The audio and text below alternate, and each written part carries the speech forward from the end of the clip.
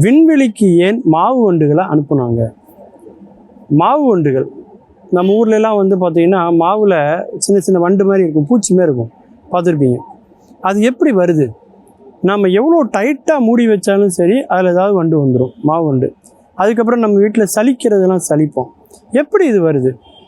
ஏன்னா இது வயல்வெளிகளில் விளைகிற போதே, அது எந்த ஒரு இதாக இருந்தாலும் சரி, விளைகிற போதே இந்த பூச்சி வந்து அதில் வந்து ஒரு முட்டை இட்டுரும்.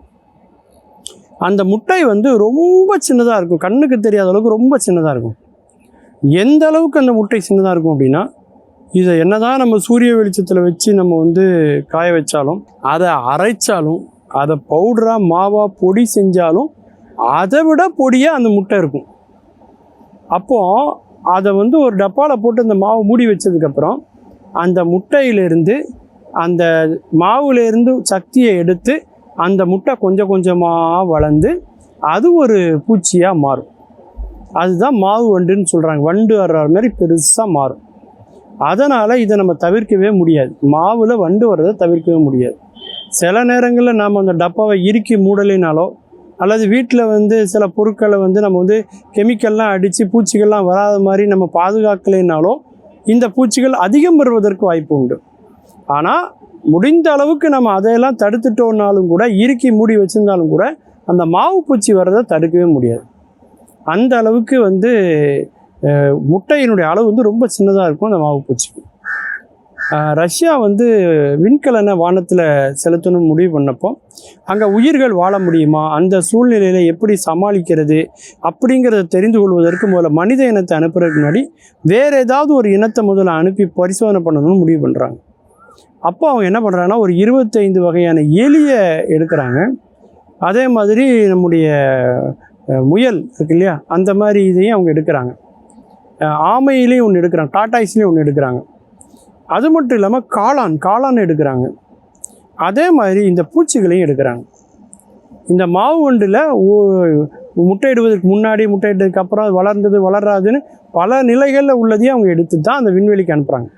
குறிப்பிட்ட நாட்களுக்கு விண்வெளியில் அதை அனுப்பி அதன் பிறகு மீண்டும் அதை கொண்டு வந்து அது வந்து பரிசோதனை பண்ணி பார்க்குறாங்க. மற்ற விலங்குகள்லாம் எப்படி இருக்குது அப்படின்னு பார்க்குறாங்க. எல்லாமே உயிரோடு தான் இருக்குது, ஆனால் அதனுடைய உடலில் பல மாற்றங்கள் இருப்பதை அவங்க பார்க்குறாங்க. இன்றைக்கும் கூட மனிதர்கள் வந்து விண்வெளிக்கு போனாலும் ஒரு குறிப்பிட்ட நாளுக்கு மேலே அங்கே தங்கினாங்க அப்படின்னா அவங்களால வந்து அவங்க உடலுடைய எடை கூடுவதை தடுக்க முடியாது. அது மட்டும் இல்லாமல் இரத்த நாளங்கள்லாம் வந்து ரொம்ப இழுத்துக்கிட்டு ரொம்ப உடல் நரம்புகள்லாம் நொறுங்க ஆரம்பிச்சிடும். அந்த மாதிரி அங்கே வந்து இருக்கும் சூழ்நிலை. அதுக்காக தான் அதுக்கு தகுந்த மாதிரியான ஒரு உடையை வந்து அவங்க வந்து போட்டிருப்பாங்க. அந்த உடையை போடுறதுனால மட்டுமே அந்த பிரச்சனை எல்லாத்துலேருந்து அவங்க தீர்ந்துட முடியும்னு சொல்ல முடியாது. ஸோ இந்த மாதிரி மனிதர்கள் அனுப்புறதுக்கு முன்னாடியான சோதனை முயற்சியில் இந்த புழு பூச்சிகளையெல்லாம் அனுப்பியிருக்காங்க. அப்போ தான் அந்த மாவு வண்டெல்லாம் அவங்க வந்து அனுப்பியிருக்காங்க. இந்த மாவு வண்டில் மட்டும் பார்த்திங்கன்னா ஒரு சில வண்டுகளில் உடல் எடை குறைந்திருக்கு அப்படிங்கிறத அவங்க வந்து சோதனையில் கண்டுபிடிச்சாங்க. அப்போ நம்முடைய வான்வெளிக்கு போனால் வளிமண்டலத்தில் நம்முடைய உடலில் எடை குறைவதற்கான வாய்ப்பு இருக்குது அப்படிங்கிறத வந்து அந்த மாவு வண்டை வச்சு கண்டுபிடிச்சாங்க. ஏன்னா எப்பேற்பட்ட சூழ்நிலையிலும் அதை தாங்கி வாழக்கூடிய வண்டுகள் இந்த மாவு வண்டுகள். விண்வெளிக்கே போயிட்டு வந்திருக்குன்னா நீங்கள் பார்த்துக்கோங்களேன். அந்த அளவுக்கு அதனுடைய முட்டை அளவு ரொம்ப சிறிதாக இருக்கிறனால தான் அனுப்புகிறாங்க. ரெண்டாவது, இதை வளர்ப்பது என்பது மிகவும் எளிது. கொஞ்சம் மாவு மட்டும் போட்டிங்கன்னா போதும், அதுலேயே அந்த வண்டு வந்து வளர்ந்துடும்.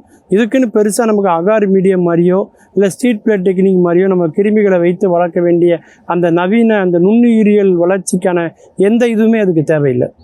அதே மாதிரி தான் காளானையும் வச்சு அனுப்புகிறாங்க. ஏன் அனுப்புகிறாங்கன்னா, முதல்ல எலி அது வந்து ஒரு வகையான சோதனை. அதாவது நிலத்தில் மட்டுமே வளரக்கூடியது. இப்போ ஆமைன்னு எடுத்துக்கிட்டிங்கன்னா நீரில் நிலத்திலையும் வளரக்கூடியது. பூஞ்சைகள்ங்கிறது தாவரத்தில் ஒன்று. இந்த வண்டுகள் என்பது ஒரு சின்ன பூச்சி இனத்தை சார்ந்தது. அப்படி வெவ்வேறு இனத்திலையும் ஒன்று ஒன்றா எடுத்து விண்வெளிக்கான சோதனை முயற்சியில் மனித குலத்துக்கே பயன்பட்ட ஒரே ஒரு ஆய்வு என்ன அப்படின்னா, விண்வெளியில் உடல் எடை குறைவதற்கு வாய்ப்பு இருக்குங்கிறத இந்த மாவு வண்டுகள் மூலமாக அவங்க தெரிஞ்சுக்கிட்டாங்க. மீண்டும் பல புதிய தகவல்களோடு, அதில் அறியப்படாத பக்கங்களோடு உங்களை சந்திக்கிறேன். நன்றி, வணக்கம்.